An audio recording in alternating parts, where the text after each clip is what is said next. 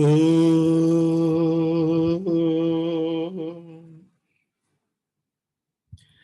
Om.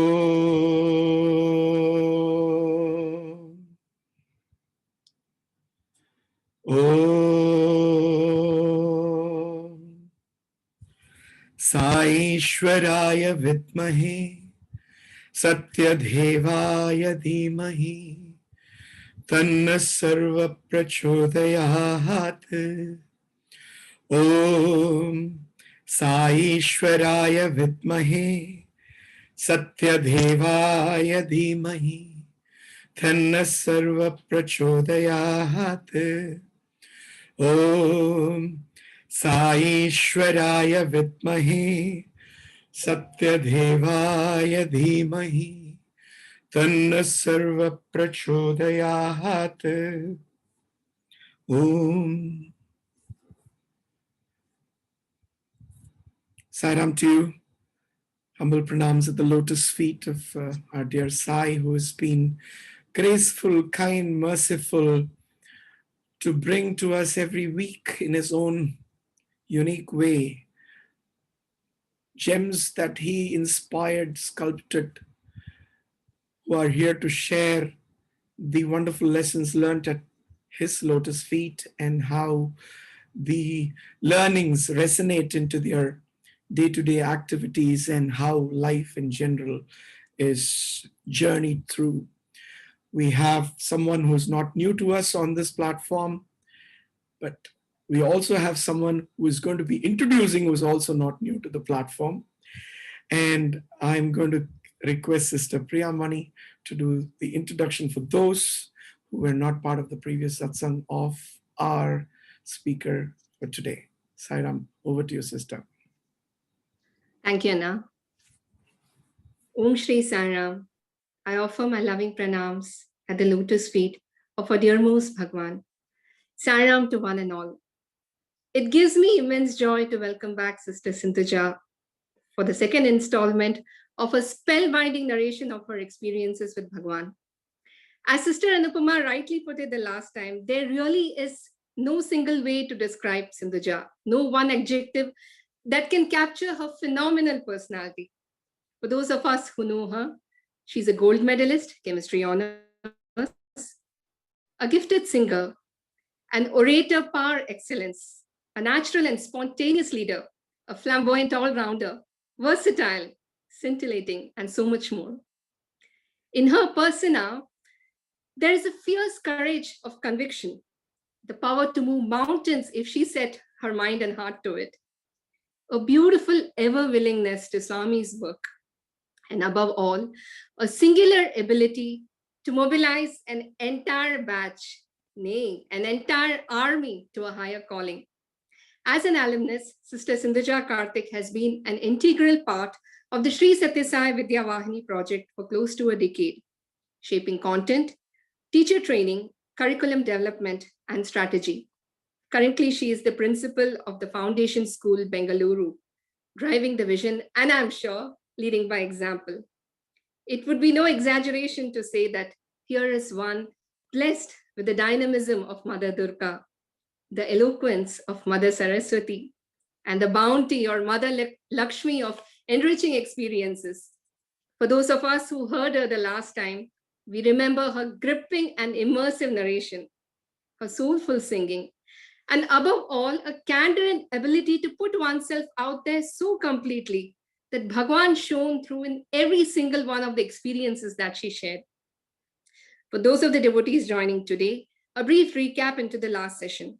Sinduja's journey with Bhagawan began in Nairobi, Kenya, with the book My Baba and I by John Hislop. She went on to recount how Bhagawan, in his infinite mercy, compelled her to join his college in the year 1999, literally using the techniques of Samadana, Veda, and Danda. Eventually, she went on to narrate the 3 promises Bhagawan asked of her, and how that became a mission statement of sorts, a cornerstone in her relationship with Bhagawan, eventually leading up to the gold medal which she received from his divine hands. Sister Sinduja, we are really eagerly waiting to listen to the rest of your story and how that unfolded. and your further journey with Bhagawan. Over to you, Sister Jai Sarah.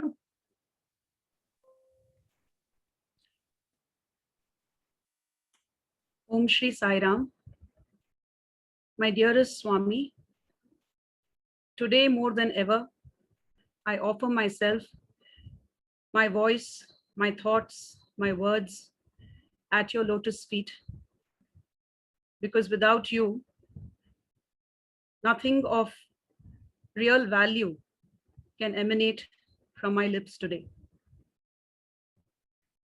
The last 2 weeks, after I had the opportunity of sharing my journey, a part of my journey, in the part 1 session of this Satsangh, have been overwhelming in several ways. Untold levels of appreciation, open admiration, an outpouring of blessings.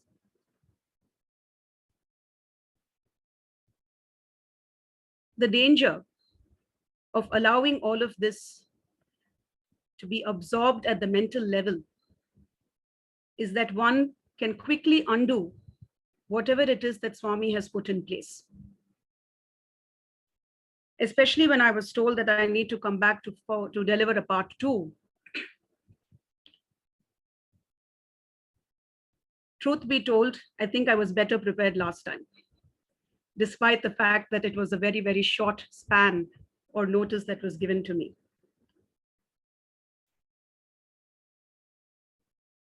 I actually did something that I normally would not, which is I went back and listened to my own talk.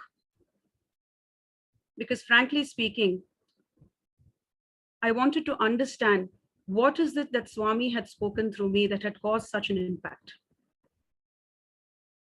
And I realized that a lot of things that I had spoken that day, even I wasn't aware of at that point. So in preparation for today, there were a number of things that happened, which I will by and by discuss and talk about.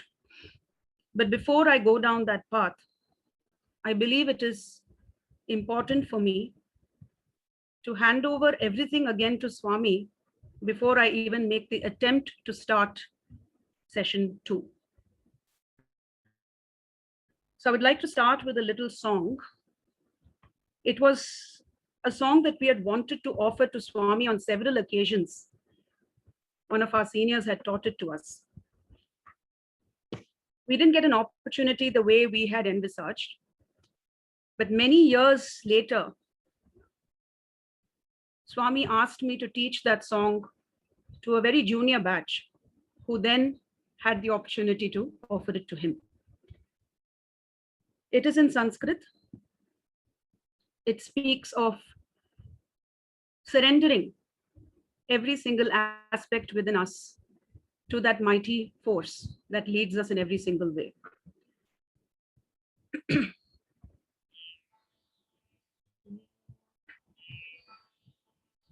Bhagavan tvadiya charane shraddhanatana Bhagavan tvadiya charane shraddhanatana shraddhanatana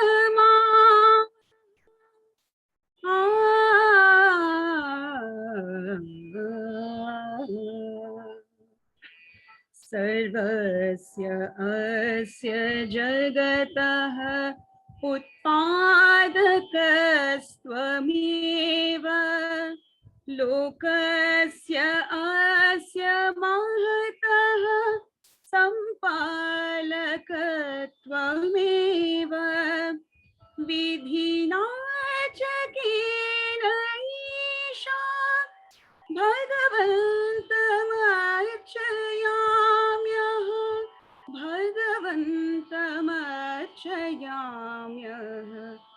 भगवन् त्वदीय चरणे श्रद्धानतानमामः Shraddhanatan mamah.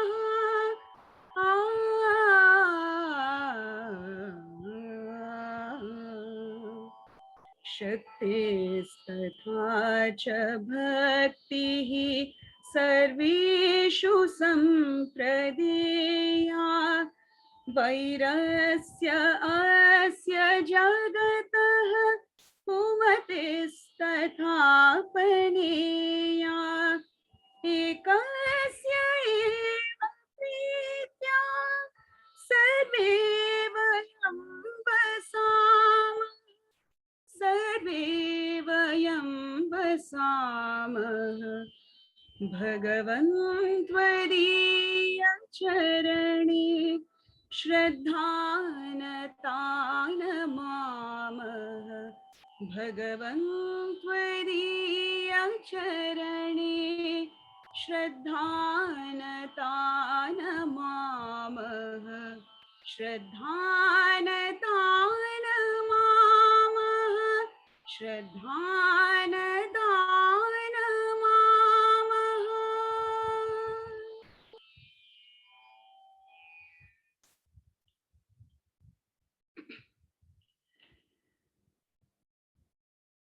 Last time, I had spoken about the journey of the egotist to the daughter of Sai, and it had reached an interim conclusion with the receipt of the gold medal from Bhagawan's hands. As I had mentioned even in the last edition, human beings have an interim failing. We have a short memory when it comes to his teachings. In the midst of euphoria, when we are with him and everything seems as best as it can possibly be, we feel like we have surrendered ourselves completely to him. It is only when life actually hits us is our true ability, our stick-to-itiveness to Bhagawan's teachings truly tested. What I'm about to narrate today is going to be a seesaw journey that I went through several cycles over a period of almost 7 years. Looking back today, one thinks, I could have made it so simple if only I had held on to him every single step of the way, instead of inviting circumstances that need not have been so. But my mother has this little teaching that she gave me once. She tells me, pain is the best teacher. And it is from true pain that you can share an experience which can bring transformation in others. So bless it. Why do you think that that was your choice? That too must have been his design. So 2002, after the graduation had happened, not so much the convocation, but that we had moved out from the college. As I had mentioned, my parents very graciously allowed me to be in Swami's Seva in Puttaparthi. I realized as time went on and I was spending time in Puttaparthi, having Swami's darshan day in and day out. Every morning and every evening, I was given the opportunity to be there in the darshan hall, sitting in the front, doing what we call as security duty. It's just an excuse that Swami creates to allow us to be near him. That underlying ego, which one thinks has been hammered, found its way back, but in a slightly different form. Earlier, it was just ego by itself, where I was at a tug of war with Swami. But now it was an ego that was telling me that I had Swami's backing to do as I pleased. That every single choice that I would make would be his wish. After all, I am his instrument. So anything that I do must automatically have his blessing. No questions asked. And Swami also did us no favors when we were students. He kept saying things like, students are my property. They will only do what Swami wants them to do. They will never disobey Swami. Swami is their guide. Swami is the spirit within them. He made all these mighty declarations, which unfortunately my small little mind misinterpreted as free rein to do as I pleased. So I'm going to narrate a few incidents where the hammering started in a way that I was not prepared for. 2002 November was the convocation. The Akhand Bhajan preceding that. Basically, Akhand Bhajan happens about 2 weeks prior to the convocation. I was still given the opportunity to sing, though I had become an alumnus of the college. And since I was going to be receiving the medal, my entire family had also arrived in Puttaparthi by that time. And I had the wonderful opportunity to sing again in front of Bhagawan with my sister as the bhajan partner. We were seated in the mandir. And this was the closing session of the Akhand Bhajan, that last 5 p.m. to 6 p.m. of the second day. It's a beautiful time. The energy of the bhajans is thunderous at that point. And you are in a different mood altogether. And with Bhagawan there and swaying with the music, nothing else matters. So when the Aarti had begun, Swami came and stood right in front between the girls and the boys section. And the prasadam was brought in. The wonderful puliogare and chakra pongal. I think all of us remember that more than even the bhajans. And that lovely little thing that Swami used to do. Everybody used to get to see it during Shivratri because the bhajans used to be outside. But Akhand Bhajan, it was a very private moment, right? When Swami would take the coconuts, just tap them against each other and they would break into these beautiful hemispheres. And then the little water inside would just spread its blessing all over the place. So he did that. And then there were these leaves that would need to be distributed. Swami came and stood in front of me. And he called me and said, distribute the leaves. For some strange reason, I didn't react. Swami had called me. He had himself pointed out and said, get up and come. But there is this training that you have during security duty, that you must not leave your place. And whatever you can do, do it from that space without causing a commotion or a disturbance. And the worldly teaching was so much stronger than the spiritual teaching that I couldn't move. And I just kept sitting there and staring at him. And when Swami asks you to do something and you do not react, the window is this much. It slipped.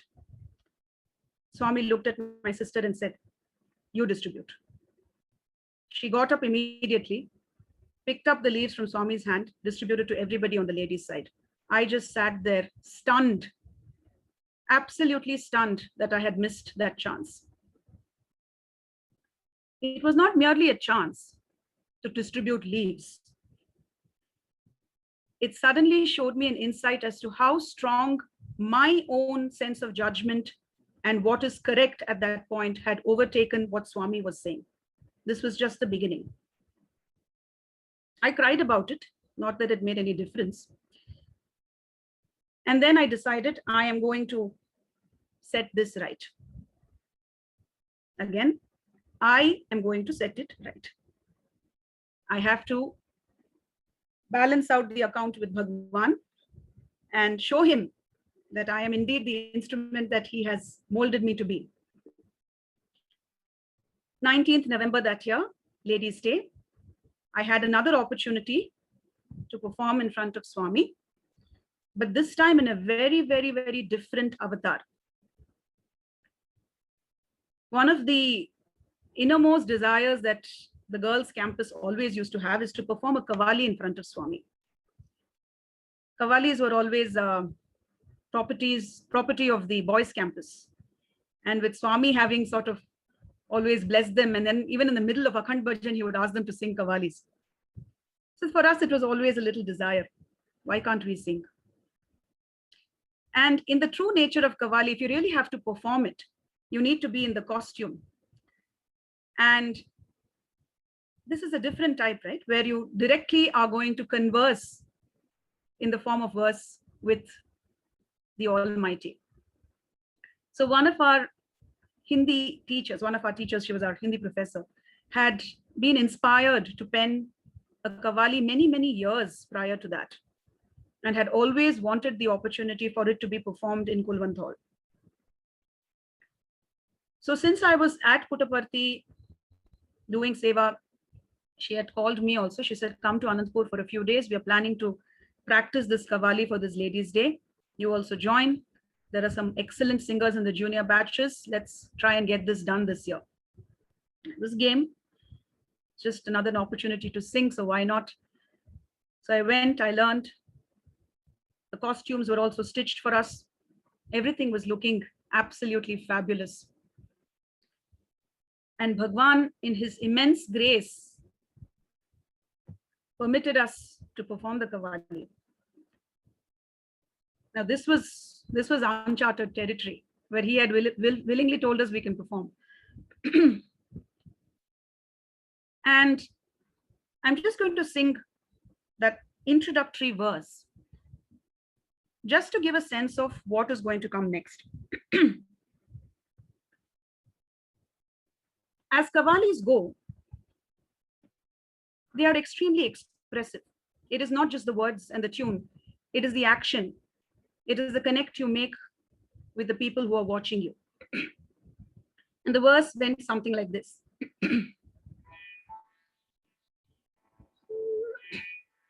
तेरे प्यार का पाकर तोहफा दिल के हुए पूरे कि आए साए बीच हमारे तो देखो दिल खिल गए. I know exactly why my voice cracked there. And that is also by design, because I'm going to tell you what happened next.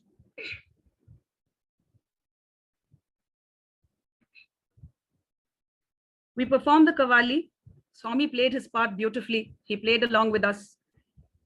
He reacted to every sentence, every word that was spoken, all the adas and all the, various different expressions that we were throwing at him. He was smiling shyly back at us. All of it was happening between the stage and us.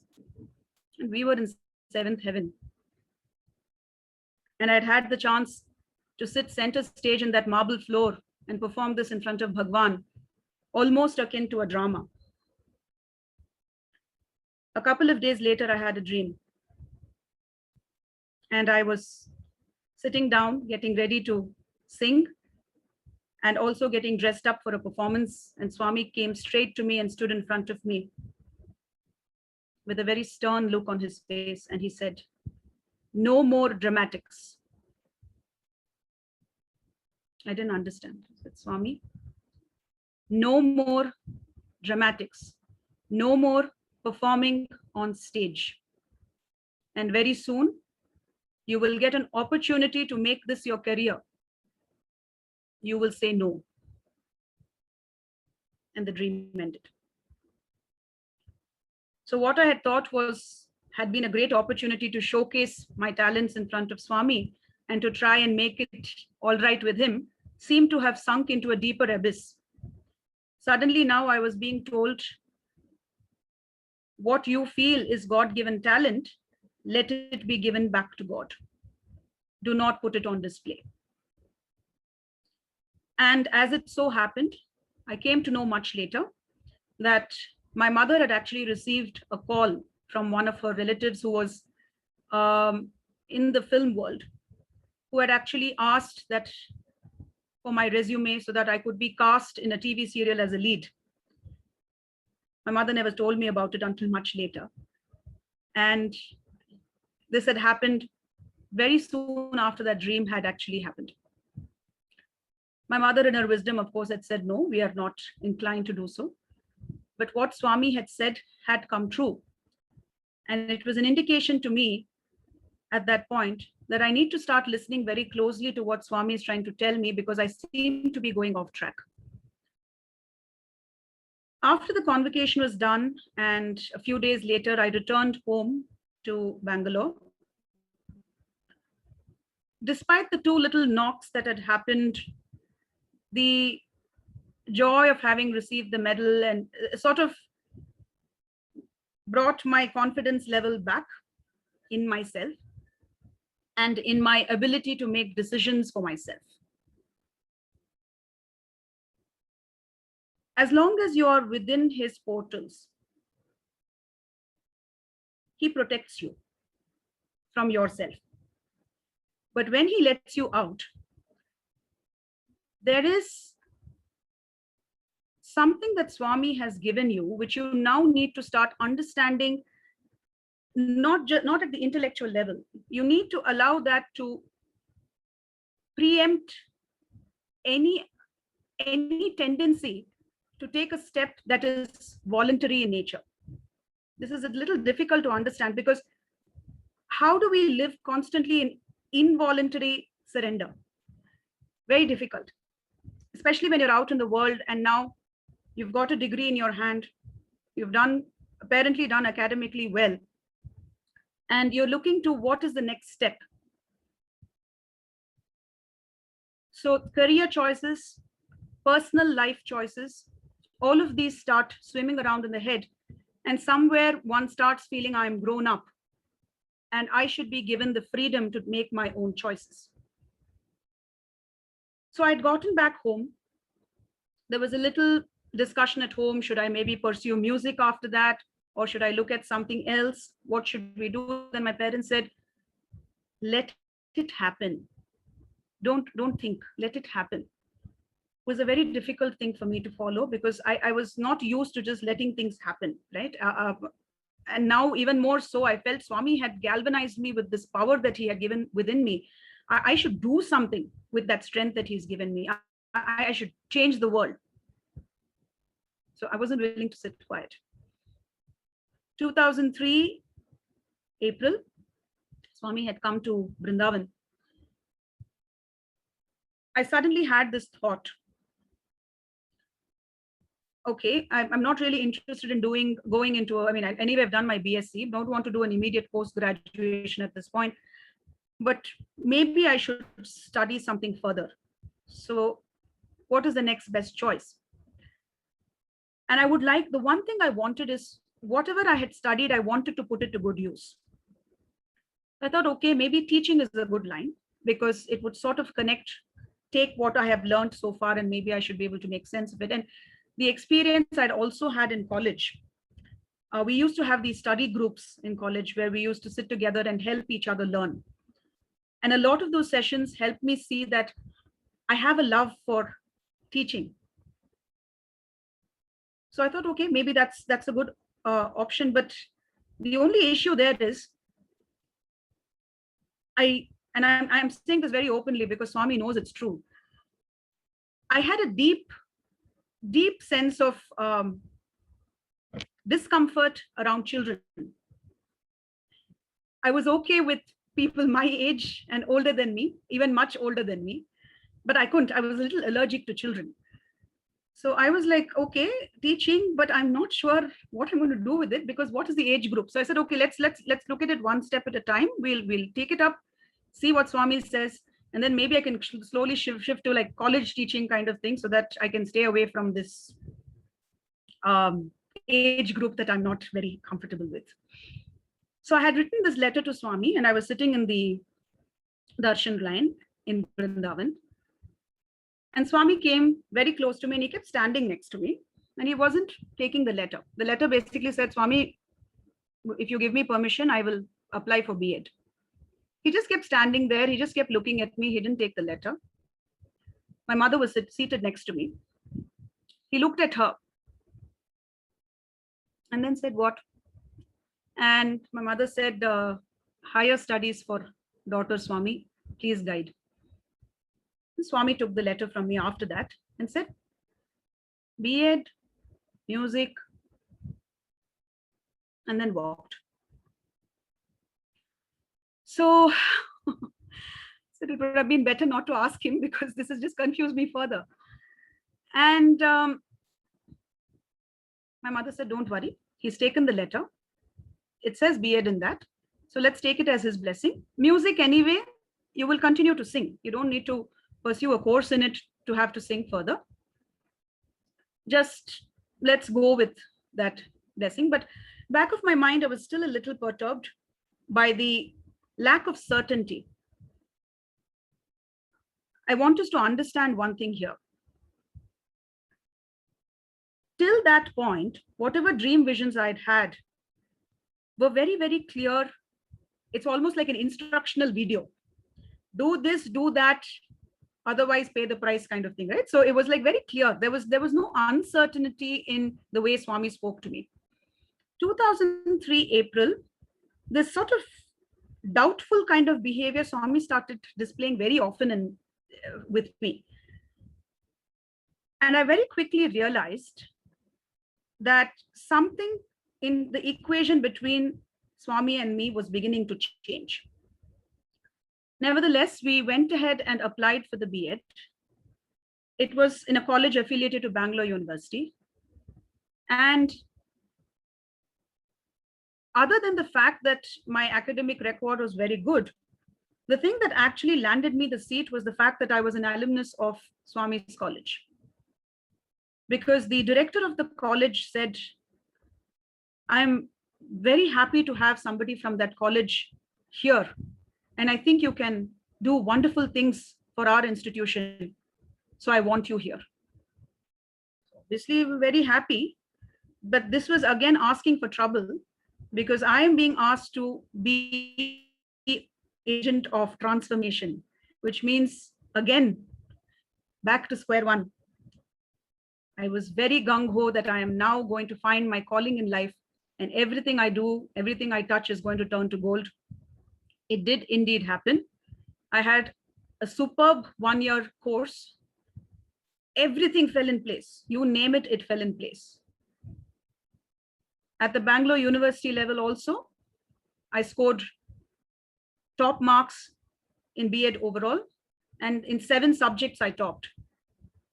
So I got 7 gold medals. Here's where the story takes a twist. I was very happy. I had done Swami proud. I had shown what Anantapur alumni are made of. Academic ability, tick. Managerial capacity, tick. Had managed to make an impression that is going to last for decades. The convocation for the Bangalore University happened for that course. They called out my name. They read out every single thing. I went up to the stage. I was given a file in my hand and then I came back. Wondering where are the medals? I thought, okay, maybe they're inside. Came back and sat down, opened the file. There were 7 sheets of paper saying gold medal, gold medal, gold medal, gold medal. There was not a single medal. 7 sheets of paper and a little cash prize, which could not even buy 1 gram of gold. So it was funny. And at the same time, it was like Swami saying, that is all your academic abilities are worth. Just pieces of paper, nothing more. Wake up. Still didn't hit me. I said, okay, Doesn't matter. I think they've just, we will just take this as a, maybe they had financial problems, so they didn't just have, enough to give us the medals this year. I'm just going to take it in the right spirit, feel very happy that I have topped. And I am going to take strides that are really going to take me very far in life. So at this point, a very dangerous thing started happening, which is my anger started resurfacing, but in a slightly different way. It was now what I felt was dharmic anger, backed by Swami's blessing. And I decided that I am now going to take steps in life which would need me to be independent. I'm going to go back to Puttaparthi, settle down there. I'm going to take up a job. I'm going to earn, and I am going to make my own life. So there's a lot of tumult at home, because my parents weren't quite sure that I understood what I wanted to do. There is also this thing, right? Mid-20s, my parents were thankfully never the kind to be pressured into, when is your daughter going to get married? That part of it never ever came into their mind, because whenever it has to happen, it will happen. If it does not happen also, it is fine. That was their outlook in life, thankfully. But nevertheless, they were worried that a young girl with God-given abilities, but not too much connect with God-given sense, is planning to stride out on her own without really much thought as to where it's going to lead. There was just too much of arrogance behind that decision, and I wasn't willing to listen to reason. So 2005 January, it came to a head at home, where my father said, you know what, I am not going to let you leave this house, because you don't have a clear idea as to what you want to do. Even going in anger and sitting in front of Swami is not going to yield anything, because if you are not going to listen to what your parents are saying, Swami is not going to back that decision. I said, Swami has called me his property. Swami said he comes over and above my parents. I don't have to listen to you. So this went back and forth. And then one fine day, I shut myself in my room. For 3 days and 3 nights, I did not leave the room. No water, no food, not even a restroom break. I had mentioned about my stubbornness. This was at a different level altogether. Anybody who has a child can relate to the angst that my parents went through. What is happening to me in that room? Am I okay? Nothing that they would say would get through to me. Their knocks, they're calling out, can I at least give you a sip of water? Let us talk about it. We will just put everything aside. Let's not even discuss anything. Let's just be. Nothing, absolutely nothing made a dent. But I'd also mentioned to you that my mother is the Mirabai of the family.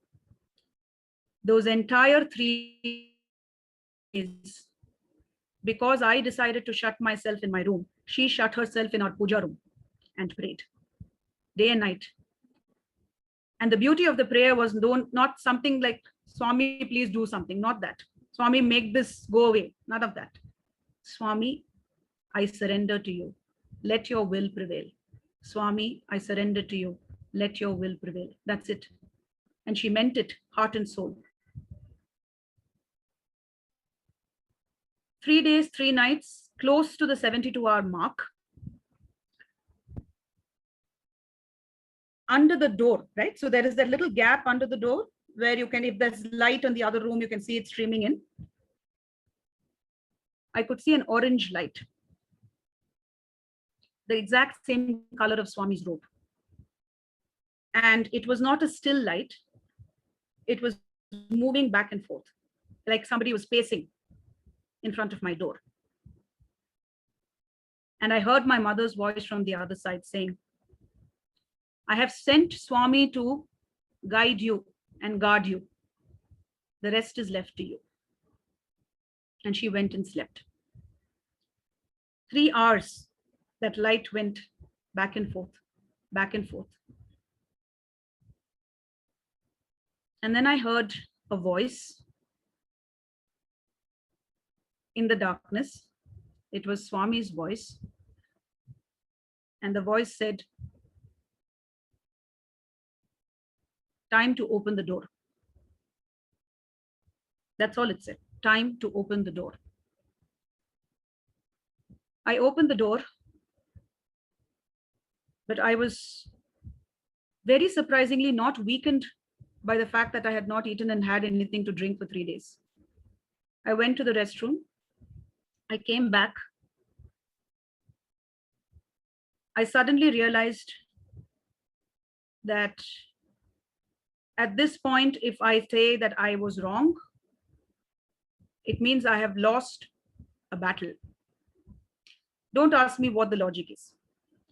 3 days I had held my ground. If I now give in, it is going to be weakness. Swami only said time to open the door. Swami didn't say time to give in. So then I went into misinterpretation overdrive. Time to open the door and walk out of the house. That is what I thought it was. I packed my bags. This was in the morning hours. During my B.Ed, we used to be sent to this for this practice teaching assignments to a school. And those are like, the tie-up with the college, right? So they don't, you're not supposed to be paid for it. But in that particular school, which is actually a corporation school, they're very low on funds. Because they were very impressed with the quality of teaching, they actually paid me a stipend for 2 months. They gave it as a gift. So I had that money with me. I said, I have enough seed money to get my life started the way I want to. I am leaving the house. My mother was flabbergasted. My father was calm. He said, go. Go, let us see. I didn't even turn back. I opened the door and I walked out. And the decision I had in my mind is I'm going straight to the railway station. I'm going to take the next train to Puttaparthi and then we'll see what happens. I flagged down an auto. I got in and I was about to say Majestic in Bangalore, the railway station, right? Majestic. Nothing would come out of my mouth. The auto driver turned back, looked at me and said, Aarti Nagar. I said, what is he asking? Why is he asking me where I want to go? I mean, I should be telling him.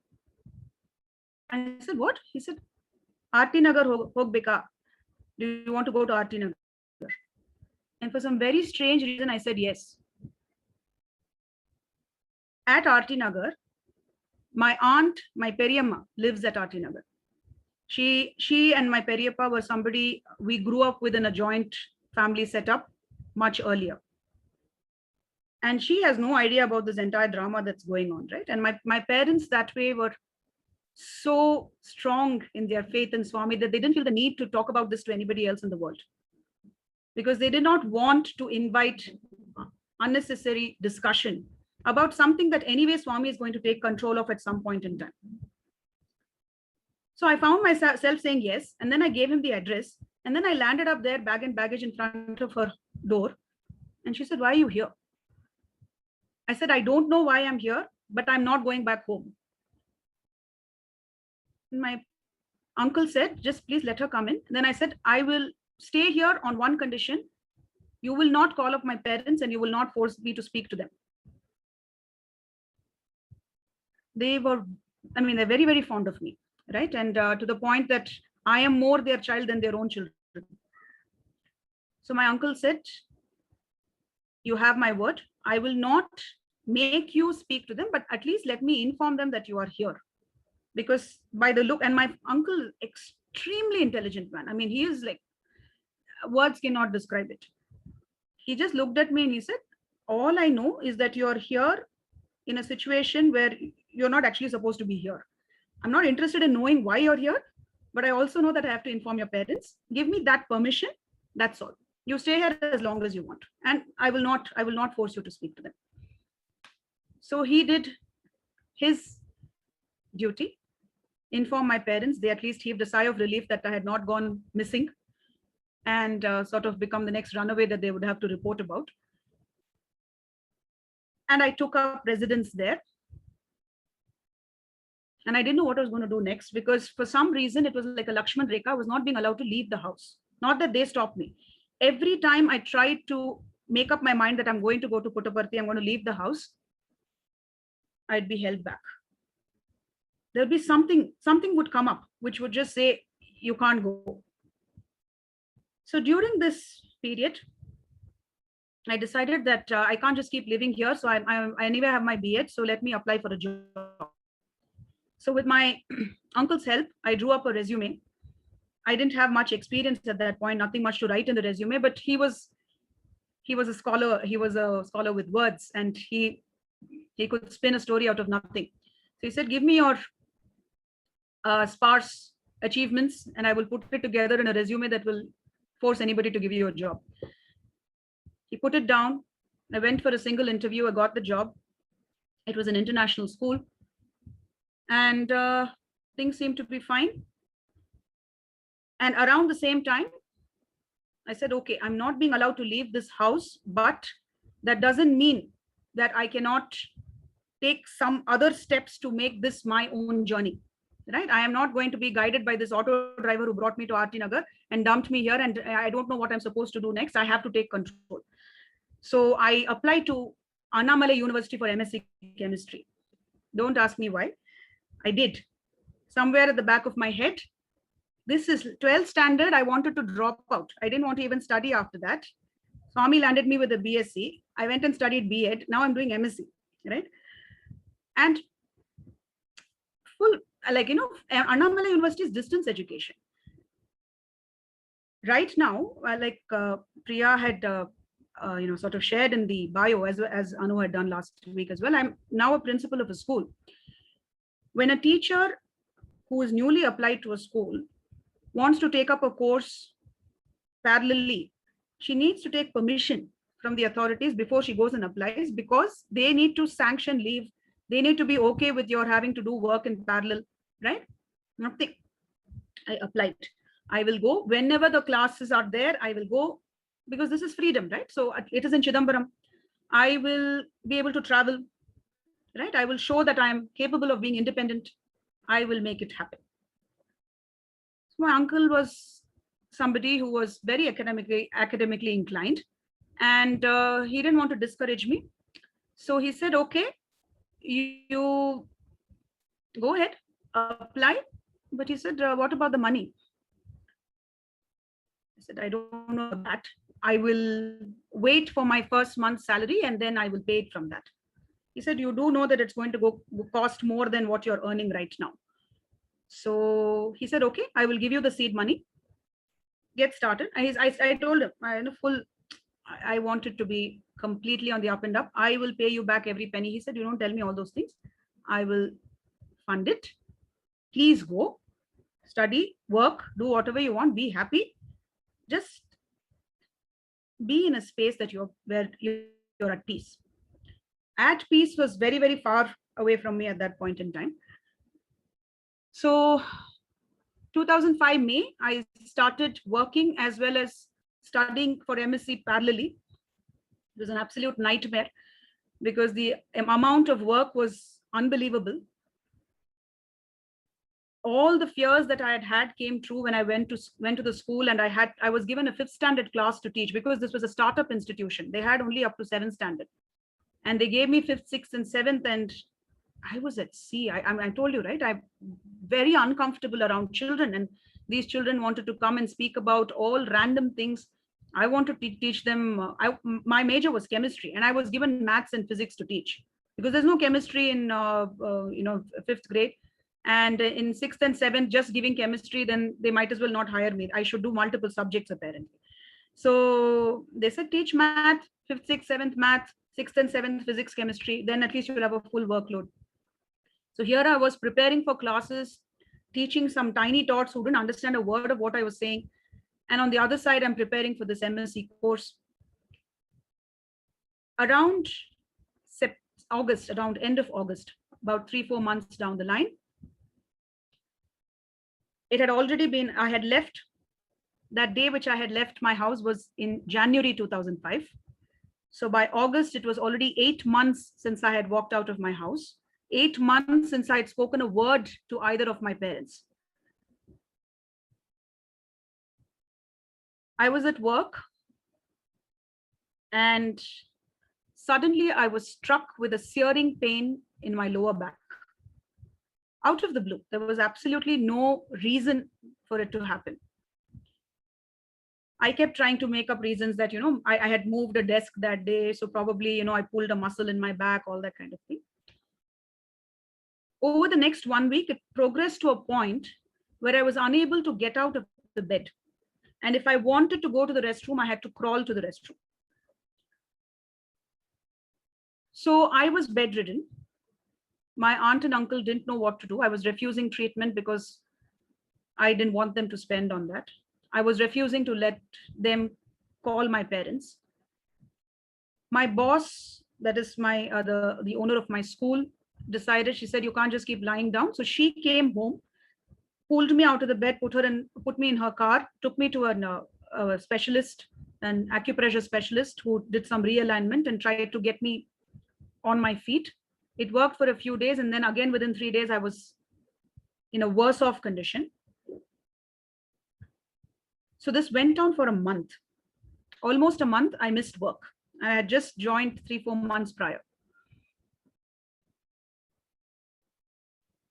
On the day, it was 9 months since I had left home. 9 months since I had left home. It got to a point where I was going insane with the pain. I was not able to take it anymore. And I wanted to be freed. I really, really just wanted to be freed from that pain. And after 9 months, for the first time, the word Amma came out of my mouth. And then I heard that voice which said, it's time to open the door, which I misinterpreted as it's time to leave the house. That voice came back and said again, call your parents. 9 months. It was a day of rebirth. I had gone through a journey which was completely my own doing because of my misinterpretation of Swami's will for me. I called my parents. At that point in time, they had already shifted base to Whitefield. As I had mentioned, my father serves in the Whitefield Hospital. They were staying in the quarters here. Whitefield, I was at RT Nagar. It's almost 30-kilometer distance. I called them up at 10 o'clock in the night. And without any shame, just said, I need you now. My mother asked, when you say you need me now, right now or tomorrow, how urgent? I said, I need you now, as in right now. They dropped everything, drove that entire distance in the night, and they were there a little after 11:15. By the next morning, I was able to stand up again without any pain. I had to let go of the arrogance, of the anger, and I had to give that promise to them. Remember the 3 promises that Swami had taken from me. You will always tell the truth. I had not erred there. You will not cause hurt to anyone. I had caused immense hurt, something that nobody can even begin to understand, all because I felt that my decisions were correct. And karma has a beautiful way of teaching you the right lessons. You cause hurt, you're going to have to pay for it with hurt. That pain, the physical pain that I had gone through was all the mental anguish and more that I had put my parents through. And the minute I decided to drop it and ask for forgiveness, I was freed from the pain. People may wonder, Swami student, so much you've been blessed. How can you have so much anger? This is not a mathematical equation. It is his choice whether he wants to bless you or not. It is his grace that decides whether you are going to be connected to him at all points or not. It is your soul's readiness to understand his teachings the way he wants to give it to you. If you are stuck in this quagmire called the mind and interpreting his teachings from here rather than from here, it is a recipe for disaster. It has got nothing to do with the fact that you are his student or not his student, his devotee or not. But the only thing over there is, my grace is like insurance. It will come to you in your time of need. That is very true. Because whether you are physically deserving of it or not, he allows you to push boundaries to the absolute limit, and then he will hit you where it hurts so that you come back on track. And that's what he did that day. Thus far, no more, stop it. So that was one point which helped me to understand that I have a very, very, very long way to go to even be worthy of being called his student. And that to be able to live in this world while still being in connect with all that he had given me, I had no idea. And I needed to stop thinking. Very difficult task, but I needed to stop thinking. I'm going to go back to the karma aspect. I had decided, right, that M.Sc was going to be my way of proving that I can stand on my own 2 feet. The M.Sc course seemed to be going very well. 3 semesters went past, results came, was all good. 2007, 2-year course, right? I was waiting for the final year results.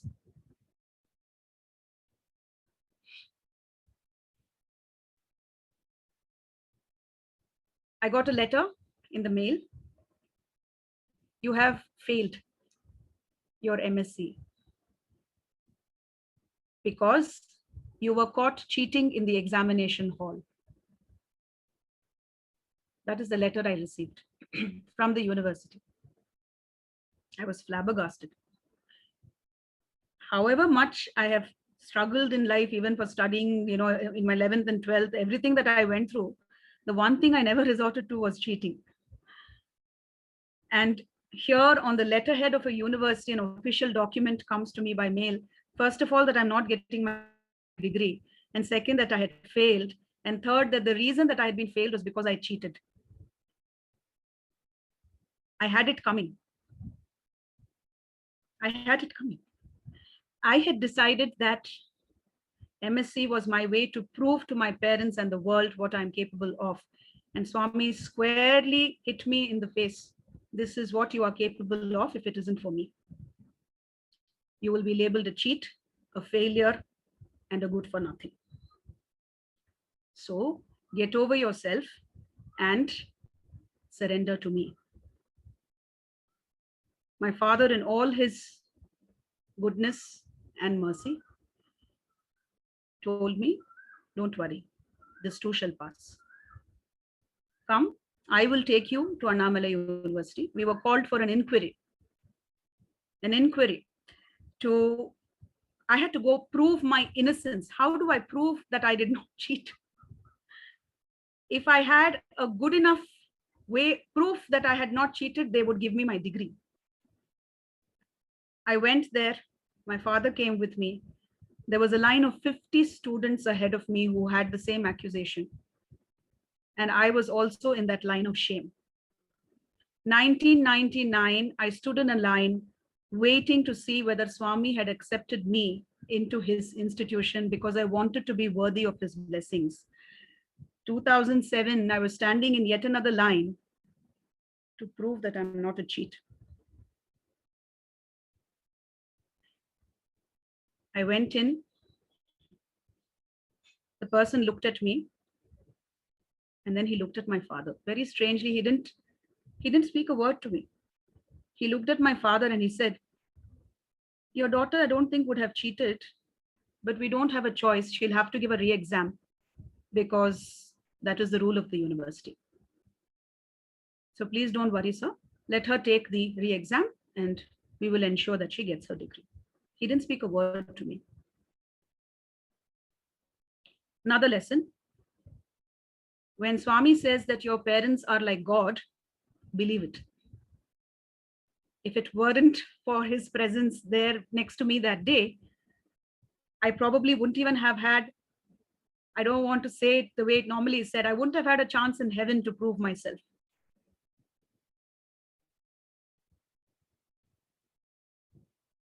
I took the re-exam, I barely passed, and I got my degree.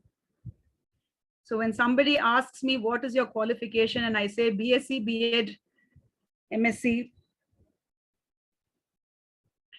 it is indeed true.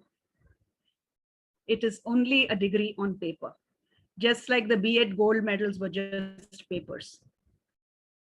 Nothing else matters. Swami is the only reason that anything makes any sense. By the time it was 2008, one starts wondering, what are the next steps in life as far as settling down goes? Here again, I had been extremely stubborn that I will lead a spinster's life. I do not want to be tethered. I am allergic to the concept of children, even to teach them. Why would I want to get married and have my own and be tied down for life? I will go straight to sannyasa and do my bit. And like I told you, my parents were never the kind to force anything. But my father said very, very sweetly to me, he said, you know what?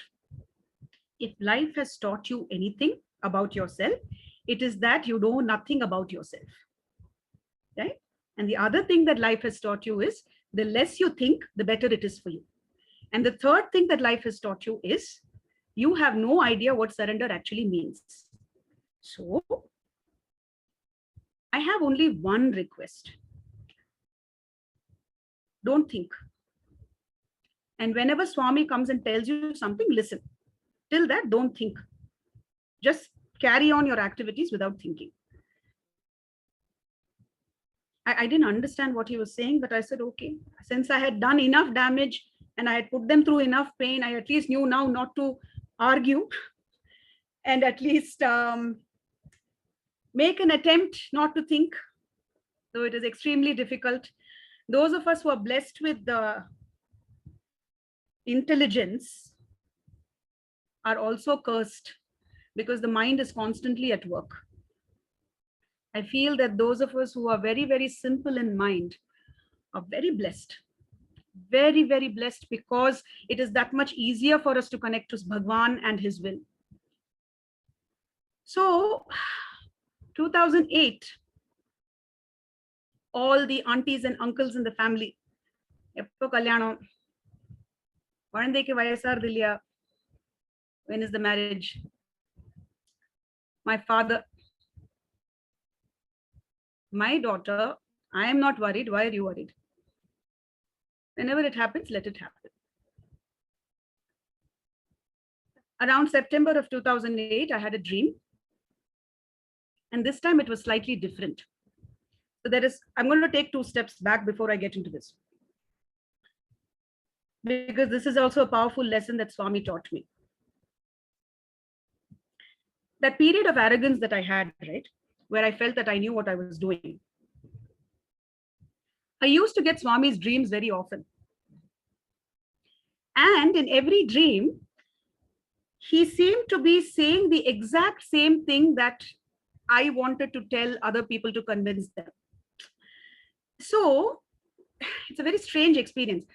He would come in my dream. It's like, suppose I wanted to tell my mother, I want to go to Puttaparthi because I know best. Swami will come in my dream and say, you should go to Puttaparthi because you know best. He'd just come and say these 2 lines and go.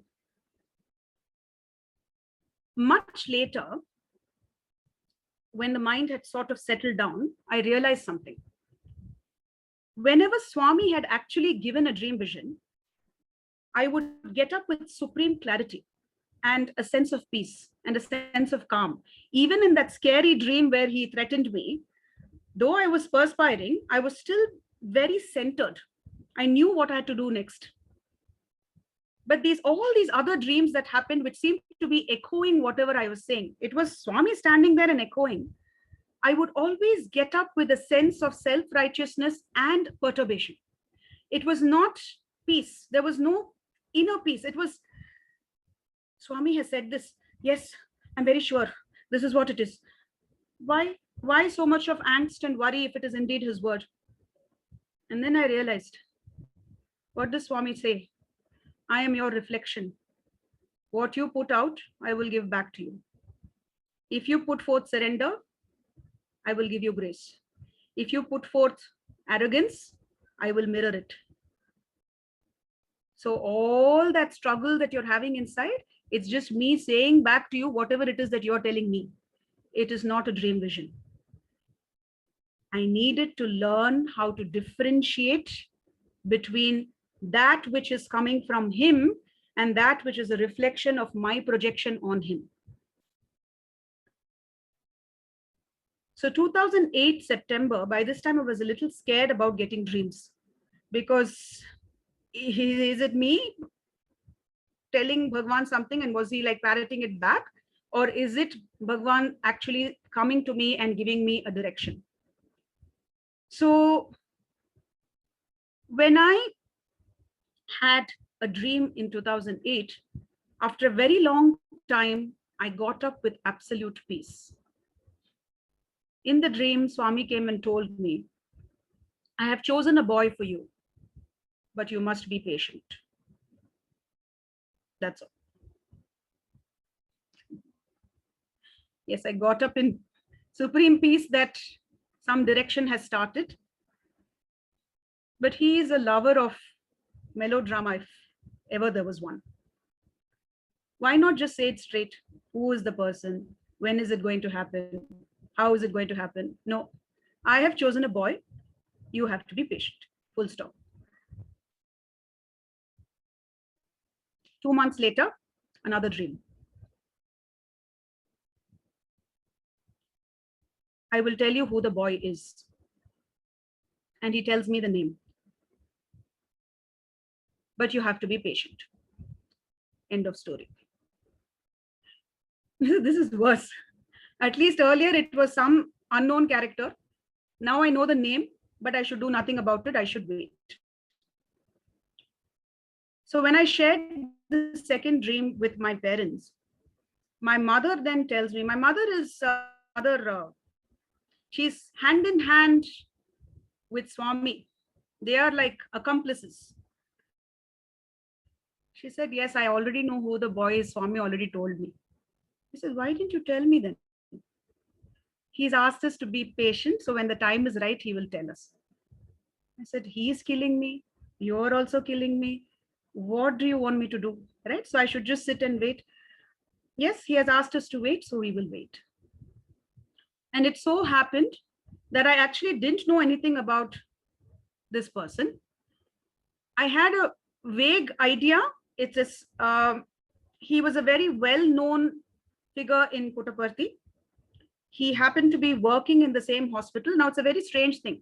Though my father was working there right from the inception, and this boy also was working right from the inception, they knew each other very well, but I didn't know him from Adam. Right? My father had this very simple rule for me. You will not fraternize with people unless you have work with them. So your job is outside the campus. You're going to a school teaching and coming, go teach, come back. There's no need for you to go find out who the neighbors are, talk to them. Are you a student? I will talk to you. Let's do bhajan, all that. Just stay out of all of this, right? If you are called for something, you go do your bit, come back home. That was basically what it was, right? So I didn't know anything about him, other than the fact that he was a very good, well-known singer in Puttaparthi. And as students, we had heard him sing. But that was it. That was just about it. Never ever crossed paths. And It so happened in 2008, December, around that time, I think mid 2008, the nursing college had started in the Whitefield Hospital. That was the first batch that they had begun. And a lot of our alumni who were on campus were instrumental in getting the system set in place, because they wanted whatever Swami's college dictums were in all the campuses, they wanted it to be set in place from the start here as well.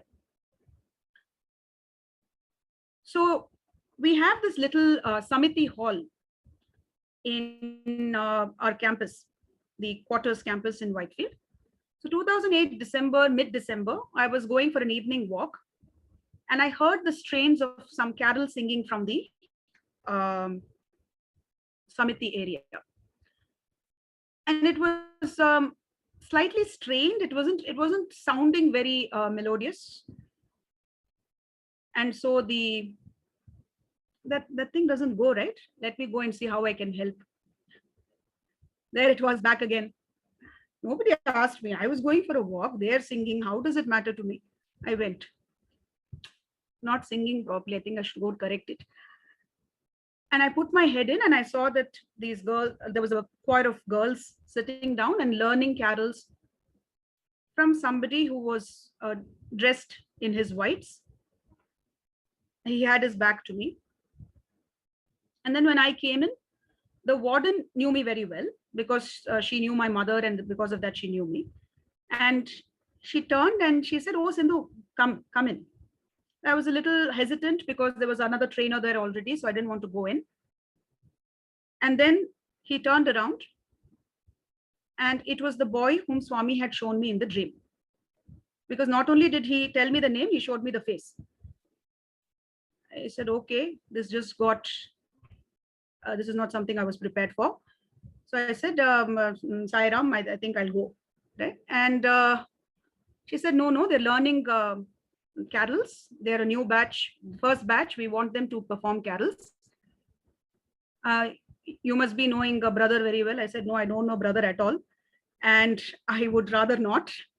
And if he's training them, I'm going. And then she said, no, you stick around, help them train. I think they would also feel comfortable in the ladies' pitch learning from you. So I said, okay, I'll have a separate session with them later. And then we set up a time and I taught them a few carols. He was also training them because he had been working with them for some time. The Christmas program went on well, everything was fine, and they rendered amazingly soulful carols, the students. And at the end of the program, till that point, our trainer, the brother, had not spoken to me. And then he came after the program and said, Sai Ram, thank you so much for stepping in at the right time. It was very useful, that the students were able to learn these carols so quickly. And I think the program went off well. I said, yes, thank you very much. I should have stopped it there. What do? This is the opportunity Swami has given me to be his messenger. So I said, could I have your phone number? Unwittingly, he said yes. And later on, I sent him a message. I did not call. I just sent him a message saying, I have had a dream vision. Swami has told me that you are the boy I'm going to be getting married to. I didn't get a response, obviously. And unfortunately, it is not like WhatsApp in those days where you could do delete for everyone, right? After I sent it, Swami, what did I just do? And I told my parents, and my father said, what is done, just keep quiet now. You're not going to, you just keep quiet and sit. Don't do anything more after this. I then got, in the course of this carols thing, we'd actually exchanged some emails about the script and everything so that the printouts could be taken for the students. So he had my email ID, he sent me a mail, a very, very well written, well thought out mail of extreme clarity, which said, I do not doubt what Bhagawan might have spoken to you, but I am extremely close to Swami, and whatever steps I must take in any direction, I have the right to believe that it will come directly from him to me. So I will not act on the message that you have sent me. Whatever is meant to happen, let him guide. And I am willing for him to guide me, even when I'm 80 years old. If this directive comes, at that point, I will act on it. But I will not take another step at this point. Sai Ram. When you're 80, I will be 77. So this, I said, okay, damage done. I have sent the message, but I have also got an equally clear message that only when the time is right will things happen. So this was going to be a test in patience, because I know the other party now knows that I have been told something, but only cognizance. There is no action on that part. And to this day, he remains that way. He will never voluntarily go and ask Swami anything, despite the proximity that he has been blessed with. It has always been in a supreme state of acceptance rather than initiation.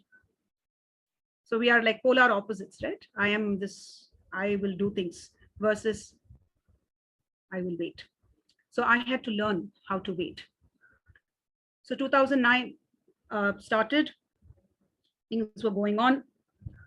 And around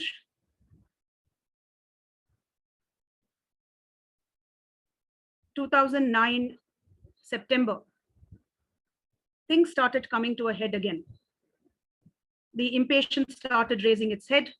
I kept telling my parents, nothing is happening. Swami is not saying anything to the boy's family. He's only told us. Why isn't anything happening? My mother said, our vision is so limited. When Swami says, wait, what did he tell you? He said, wait. Why are you putting a timeline? You are counting in terms of days and months and minutes and seconds. In his supreme plan, all of this is nothing. It's a drop in the ocean of time. Why? Why are you so impatient? I said, because first of all, I never wanted to get married. Now he's done this. So she said, so what? Isn't that what surrender is? Surrender means wait. And if it also means after, let us say 5 years, he says plan cancelled, you should still accept that. You are trying to write a script. You are trying to be the writer when the supreme author knows exactly how this is going to turn out. So stop it. So around 2009 September, when this was happening, there was an initiative by some of the alumni girls and our professors at college to try and revive all the songs that had been sung by many batches in front of Bhagawan. And they wanted to create an entire, sort of a bank of songs. So I was also pulled in. I was asked to give the scripts of whatever songs our batches had sung, anything else that we had learned and we had prepared to sing in front of Swami. Suddenly, within a span of 2 weeks, this idea of making a music bank turned into, let us offer a CD to Swami.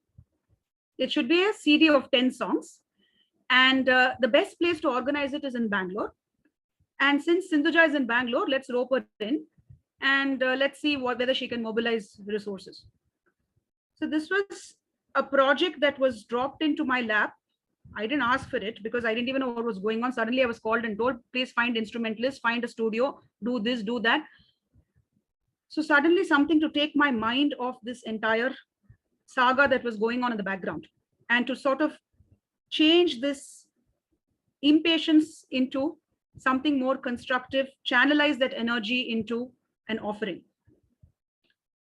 As it happens with all of Swami's willed projects, things just fell into place. But, right? Suddenly one violinist, then one veena artist, then one tablist, then one mridangist, then one talam player, then one flautist, Then somebody who came up and said, we'll give you a studio facility at 1/3 the price. And, another person who said that, we will come together and help you coordinate. Two of my juniors said, we will come in from Chennai. Another person, another one of our juniors, I think Anu would remember, Poonam, she said she will come in from Pune. Everything within 1 week's time, the entire team was formed. The songs were decided. The studio was booked. We had practice on the phone. And then we finally met in the studio, directly in the studio for the final take, right? By the time I landed in the studio, I was feeling mighty good about myself. Finally, back in control. Studio done, instrumentalist done, music track done. Next I'm going to sing. Nothing else can go wrong. I'm back in form. Marriage, no marriage, who cares about all that? Just I'm going to sing and I'm going to be in the forefront, and Swami is going to bless me, and everybody in this world is going to see what this relationship is with Bhagawan. I open my mouth, nothing's coming out. The mic is there in the studio. In Tamil we say only kaathu. Nothing, zero voice. The teacher's looking at me. She said, Sinduja, are you planning to sing today? It was this croaking. I said, I can't sing. There's nothing coming out of my throat. And all the songs which I had been given, other than one song, every other song was a high-pitched song. Right? They said you could make a magical beginning, start, high pitch, and then we can really mesmerize Swami, do all that. So they gave me all the high-pitched songs. I couldn't even croak half a note. And as in a studio schedule, you're very, very tight. Every minute matters because they've booked somebody else in the next session. And this guy is sitting and waiting. He's like, Madam, time Arthur, please start singing. So I said, you know what, let's just record without me. There are other girls, let them sing. So 2 songs got recorded. Then I was sitting, I was looking into the lyrics. And there was one song, like I said, every other song except one was at a high pitch. There was one song which was at a pretty even keel. Swami made me look at that song. It was meant for the last session of recording. This was the very first day. The voice told me, record this song first. It is a Kannada song. It is a Purandara Dasa Kriti. Dasara Madiko Emma. Make me your servant. Basically, Swami was saying, come down a few notches. Ask me for forgiveness.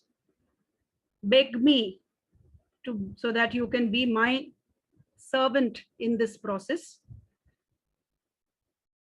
Let that happen, and then the rest will take care of itself. I was telling Swami, low key, high key, no note is coming out. Swami said, go. Change the schedule. Record this song with your singing partner. Tell me what, let's see what happens. I went and stood in front of the mic. I had requested, I said, could we make a change? Can we sing this song because it's slightly easier than the other ones? I opened my mouth and the voice came out as if there was nothing wrong with it. Every single note just flowed. In a single take, we finished the song. One single take. And that was the only song that required no touching up.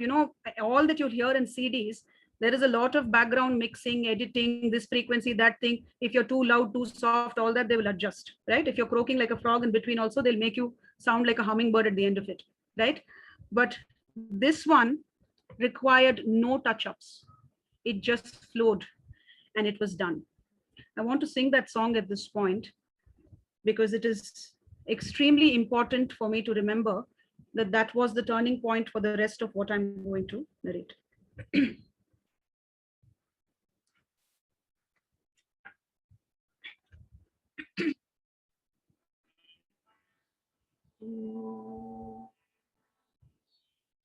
Dasara Madiko Emma, ದಾಸರ ಮಾಡಿಕೋಯಮ್ಮ ಸ್ವಾಮಿ ಸಾಸಿರ ನಾಮದ ಕರುಣಾ ಸಂಪನ್ನ ದಾಸರ ಮಾಡಿಕೋಯಮ್ಮ ದುರ್ಬುದ್ಧಿಗಳನ್ನೆಲ್ಲ ಬಿಡಿಸೋ ದುರ್ಬುದ್ಧಿಗಳನ್ನೆಲ್ಲ ಬಿಡಿಸೋ ನಿನ್ನ ಕರುಣ ಕವಚವೆಮ್ಮ ಹರಣಕ್ಕೆ ತೋಡಿಸೋ ಚರಣ ಸೇವೆಯ ಮಗೆ ಕೊಡಿಸೋ ಚರಣ ಸೇವೆಯ ಮಗೆ ಕೊಡಿಸೋ ಅಭಯಕರ ಪುಷ್ಪ ಎಮ್ಮಯ ಶಿರದೋಳು ಮೂಡಿಸೋ ದಾಸರ ಮಾಡಿಕೋಯಮ್ಮ ಸ್ವಾಮಿ ಸಾಸಿರ ನಾಮದ ಕರುಣಾ ಸಂಪನ್ನ ದಾಸರ ಮಾಡಿಕೋಯಮ್ಮ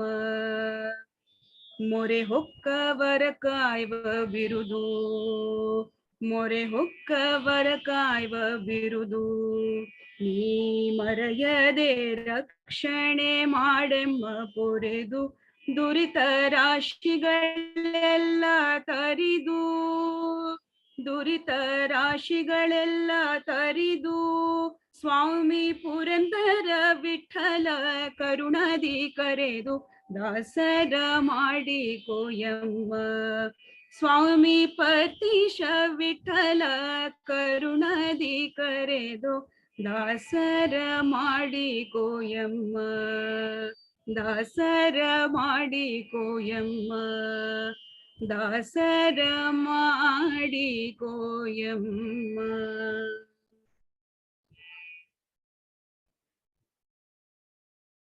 Even if you don't know Kannada, you can get the import of the song.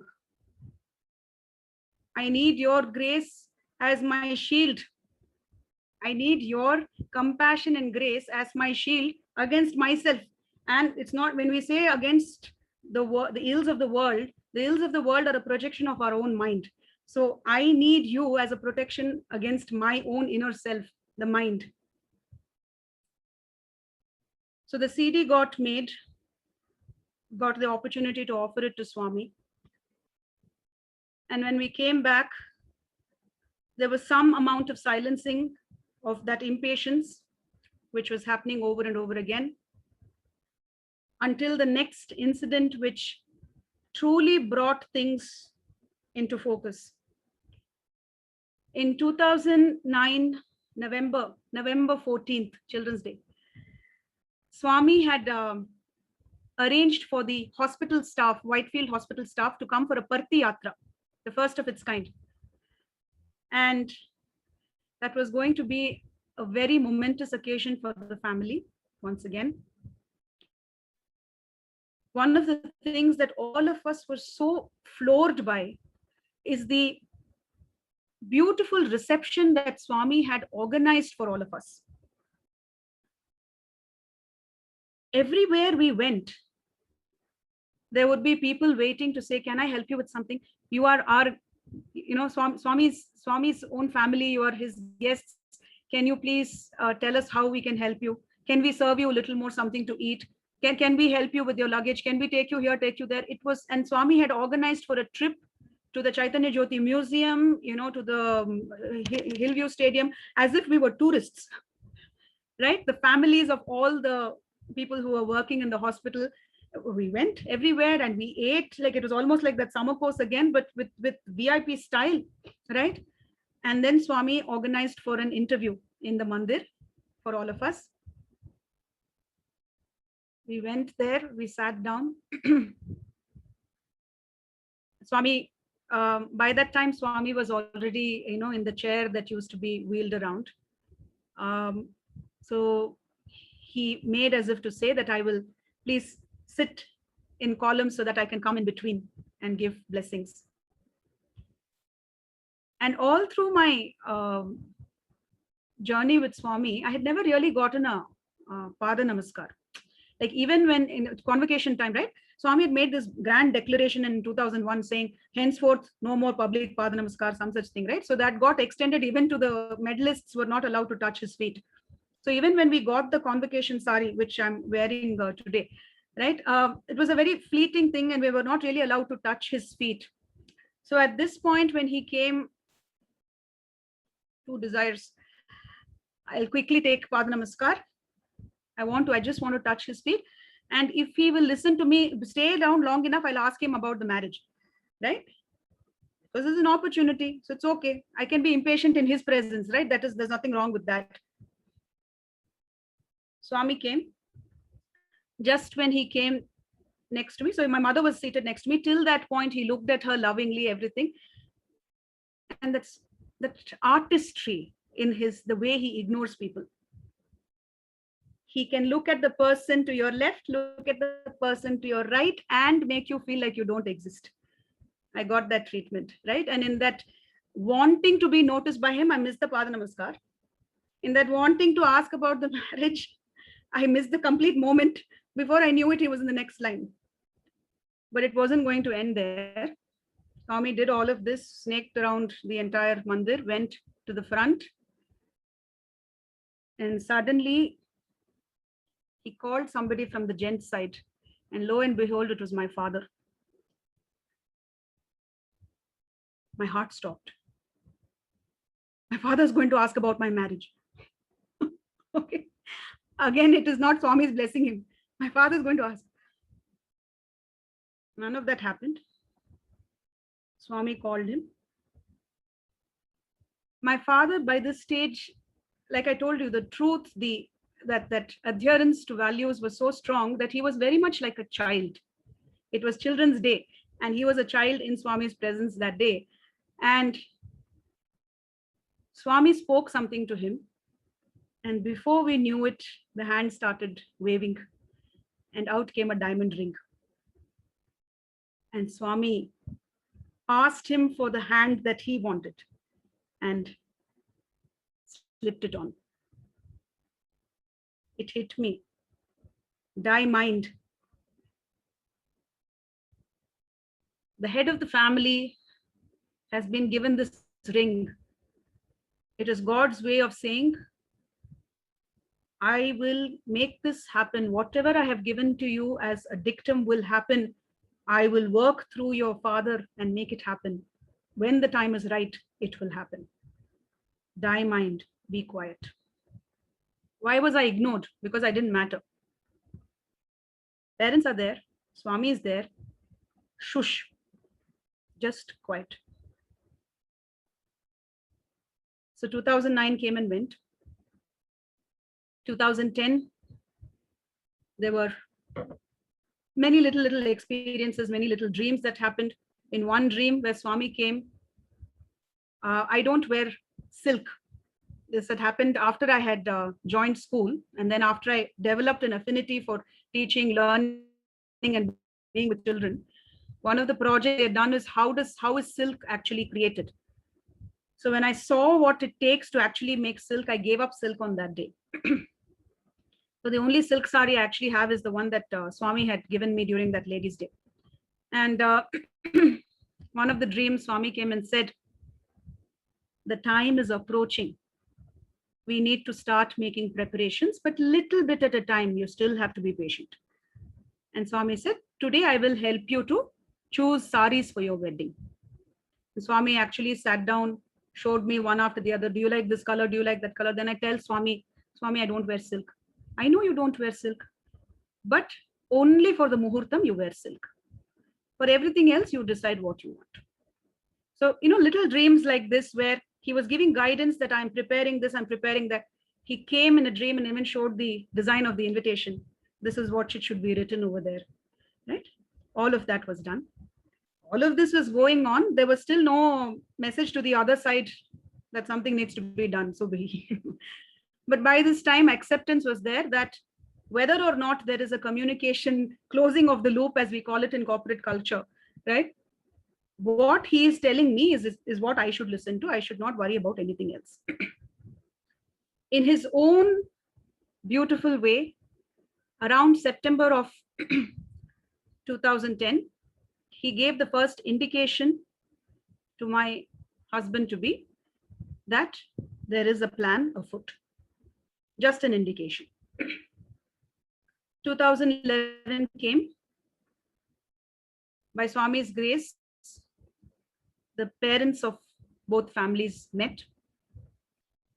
the beauty of the common factor of Swami being a running theme in both families did make a huge difference. And there was a silent prayer that it would be wonderful, beautiful if Swami could actually conduct the wedding himself. Around this time, the Vidya Vahini project had started. And I had been roped in because I was in education at the time. I had also had the good fortune of working in a place where we were doing a lot of forward thinking. We have already adapted the practices of multiple intelligences and instructional design, which would help children at various levels. So they wanted some inputs in the initial brainstorming. I played a very small part, but some ideas that I could send across. So January 2011, the parents of both families had met. February 2011, I got a call saying, Swami wants a teacher training program to be conducted in Purnachandra Auditorium, and he wants you to conduct the training. It was a direct invitation from Bhagawan. And this was in an area where I had been trained for quite a few years. And I had to present the preliminary draft that we had as a plan for Vidya Vahini. It was in Purnachandra Auditorium. It's a good 3-hour session, did the training. And then we were told in the evening, Swami will be giving personal audience to all the trainers who have been a part of this program. So we waited in Purnachandra, Swami came.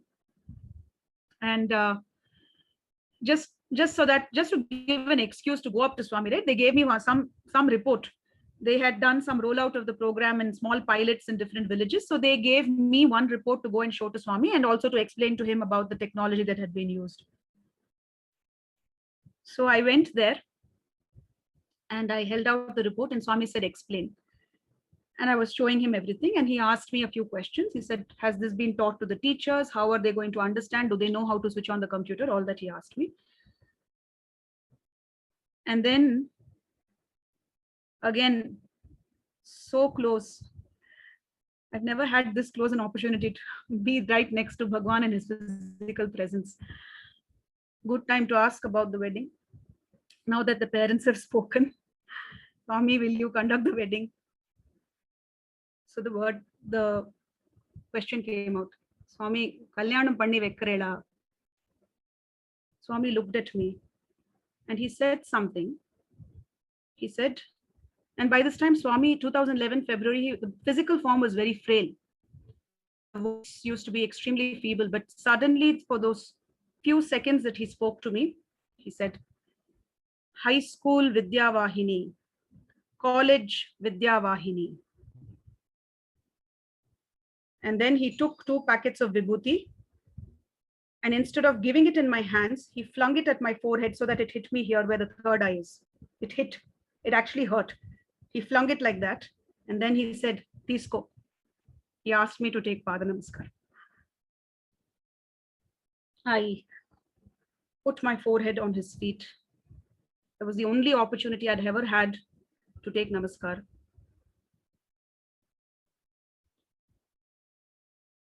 At that point, I felt that the message Swami had given me was, Vidya Vahini will go a very long way. It will spread into high school. It will go into college. And I duly conveyed this to the others who were the primary organizers of the Vidya Vahini program at the time. And I left it at that. When I was preparing for this speech, I shouldn't call it a speech, for our Satsangh. And that same thing, right? I actually, there was one day in between when the dictation suddenly started happening and Swami said, just write. I will keep telling you what needs to be spoken. Write. Keep writing, keep writing, keep writing. And the last thing he told me was high school Vidya Vahini, college Vidya Vahini. Do you understand what I actually wanted to tell you that day? Vidya Vahini. Vahini is a stream. Vidya is enlightenment. In my high school years, the stream of enlightenment had started with extreme pain and suffering. And in college, it continued till it culminated in him blessing me. When I asked for him to conduct my wedding, the stream of enlightenment was already set in place. I have done everything I needed to for you. It is now time for you to take it forward. I misconstrued it as something to do with Vidya Vahini program. It might very well be so. Swami says one thing, it means many things. But for the first time, I understood that what he meant was, in your high school years and college years, whatever happened and thereafter, I have crafted it so as to prepare you for what lies ahead in life. So 2 months from that point, Swami left the physical form. The wedding happened in September that year. But by then, one had understood that Swami is not restricted to that physical form. What he has given to us lives with us and through us, through our thoughts, words, deeds, provided we stay connected and channel him at every second. One little lapse, and I will go through the entire cycle once again. For lack of focus, for the lack of perseverance, purity, patience, I will have to go through suffering again and again unless I decide to stay connected to him. So yes, this was part 2 of the journey. Much more has happened. That is a story for another day. But thank you so much for this immense opportunity, not to share or enlighten others, but for having given me the chance to reconnect with those beautiful lessons that Bhagawan has given me, and to cherish every blessing that he has given me, and to remember that the journey has not ended, but it continues and will continue in all its glory as long as the focus remains him. No suffering can touch me. No test will be too difficult. But I must remember all that I have shared in these 2 satsangs is a lesson for me to go back and reconnect. Thank you very much for your patience listening. Jai Sai Ram.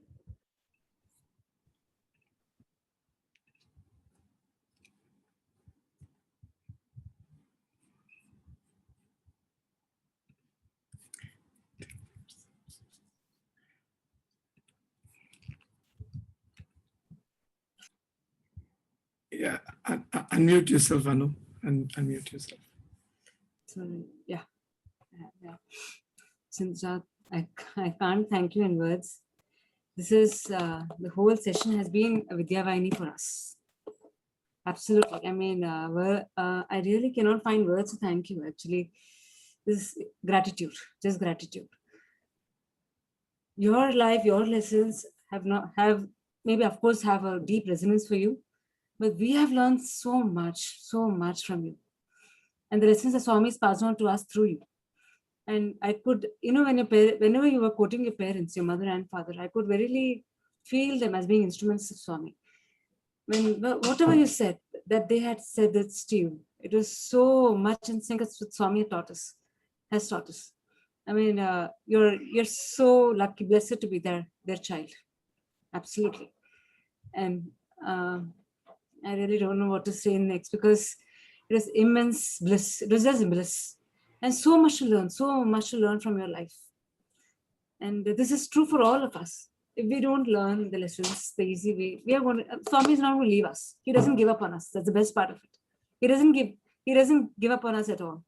He'll keep the lessons keep coming back to us until we learn it.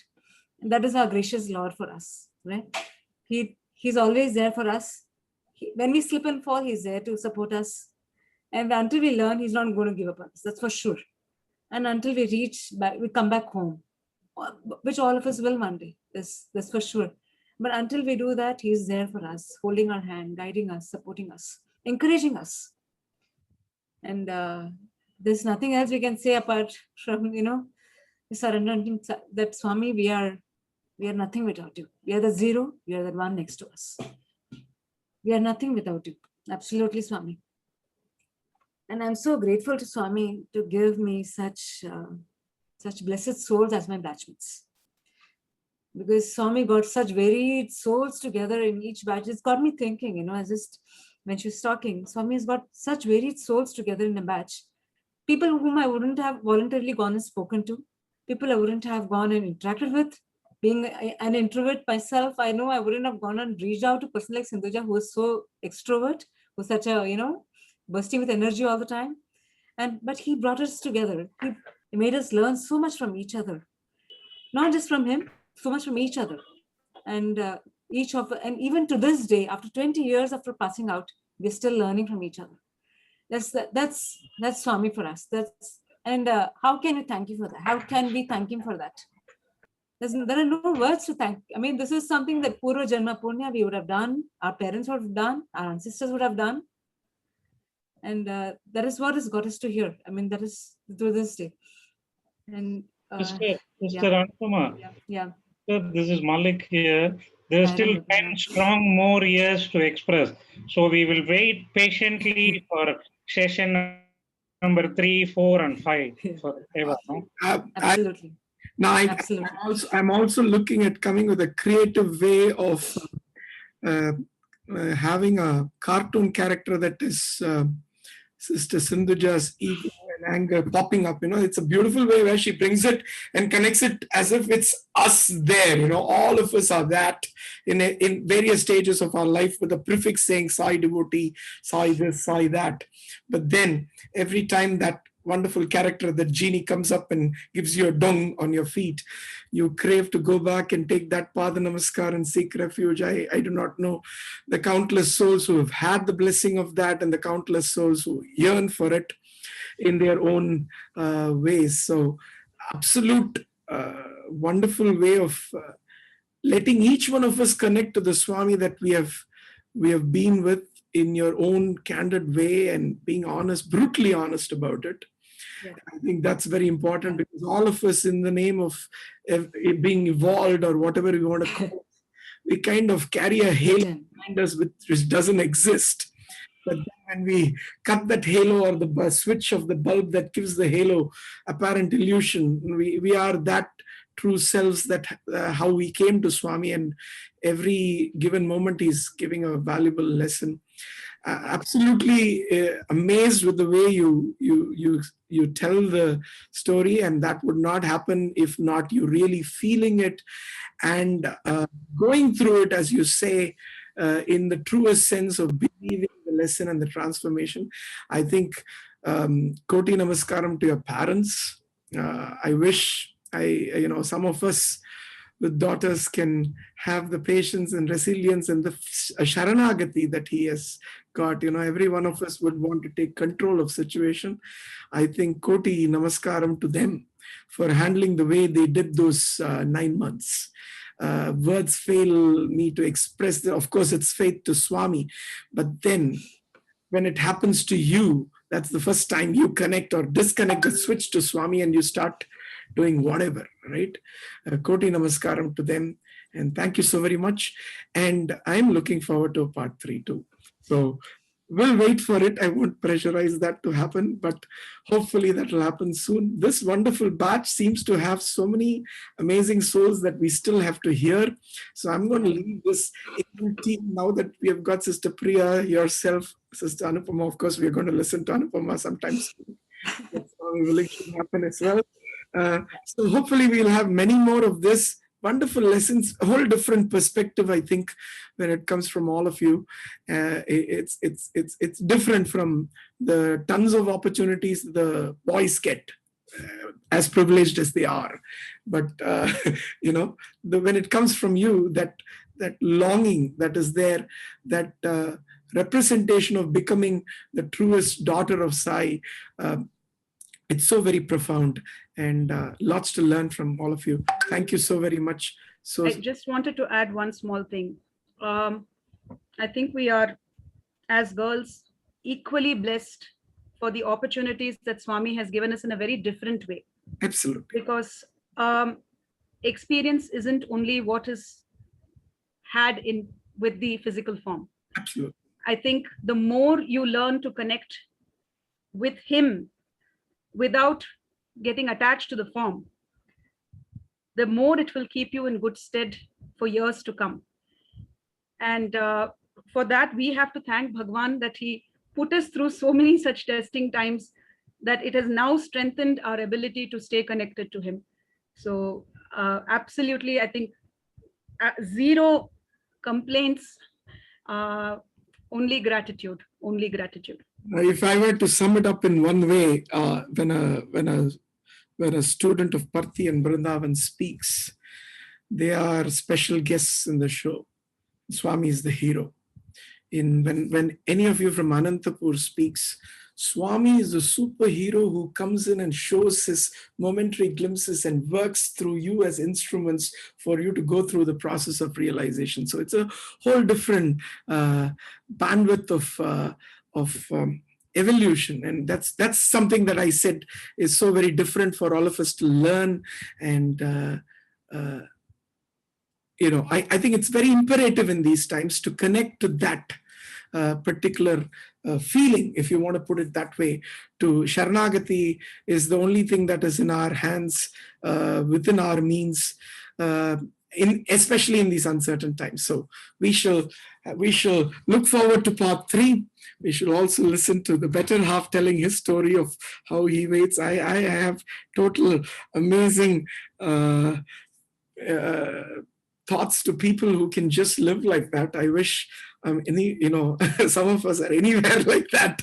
Everyone wants to take control of a situation. So I'm looking forward to hearing from you the next opportunity when Swami wills. Also to more from your batches. Until then, gratitude to Swami for making every Sunday so blissful to connect with him, relive those moments, and also realize our internal connect that each one of us have with him, to go through the process of Sharanagati and tiding over each week as it comes. Sairam. Just before I conclude, I would like to thank Venkat Anna from my heart, from the bottom of my heart, for conducting this every week, for initiating this, Absolutely. for being for being an instrument to Swami. Nothing at all. It started with it runs because of what I would say it's Sai Bhagavatam. It's very strange with the number of people who see this on YouTube and give comments as if you know each other. It's not. It's very funny, and there are people who wait for these videos to go and upload within tonight, and sometimes it takes, thanks to Zoom, everything can be done seamlessly. I do nothing, so all I do is send an all of you come, we do it. Yes, Sairam. Yes, somebody was. I know. Sir Venkat, I have one request. Next part, either you have the couple sing or the sister sing. That will be ultimate bliss, So whatever we have heard, we need to realize it. So we have to have that also next time. Don't forget it. We will do that. I don't. My concept is to request it to come voluntarily, and it should not be something you impose on anybody. So this is a request, and that seems to be coming because there seems to be a connect, and that connect seems to be something of an evolution of a devotee, right? All of us think we are evolved until something boom comes, and then you realize, where did I go wrong? And then you go in through a process of analyzing and realizing, that beautiful genie of ego has opened up. So let's wait. And my prayer to Swami is, when he wills, it will happen. And there are wonderful souls like Sister Anupama. As I said, I have so many wonderful souls that I get to know every week, and they shall do when he wills that to happen. So my prayer is that it will happen someday with his grace. So thank you so very much. Sairam, Sister Anupama, if you can do the closing prayers. Yeah, sure. Please join us in chanting 21 Samastaloka. Om Samastaloka Sukhino Bhavantu. Samastaloka Sukhino Bhavantu. Samastaloka Sukhino Bhavantu. Samastaloka Sukhino Bhavantu. समस्तलोका सुखिनो भवन्तु समस्तलोका सुखिनो भवन्तु समस्तलोका सुखिनो भवन्तु समस्तलोका सुखिनो भवन्तु समस्तलोका सुखिनो भवन्तु समस्तलोका सुखिनो भवन्तु समस्तलोका सुखिनो भवन्तु समस्तलोका सुखिनो भवन्तु समस्तलोका सुखिनो भवन्तु समस्तलोका सुखिनो भवन्तु समस्तलोका सुखिनो भवन्तु समस्तलोका सुखिनो भवन्तु समस्तलोका सुखिनो भवन्तु समस्तलोका सुखिनो भवन्तु समस्तलोका सुखिनो भवन्तु समस्तलोका सुखिनो भवन्तु समस्तलोका सुखिनो भवन्तु ॐ शान्ति शान्ति शान्ति। जय बोलो भगवान श्री सत्य साई बाबा जी की जय। Sai Ram, thank you everyone. Stay safe with Swami's grace and looking forward to seeing you all next Sunday, same time. Sai Ram.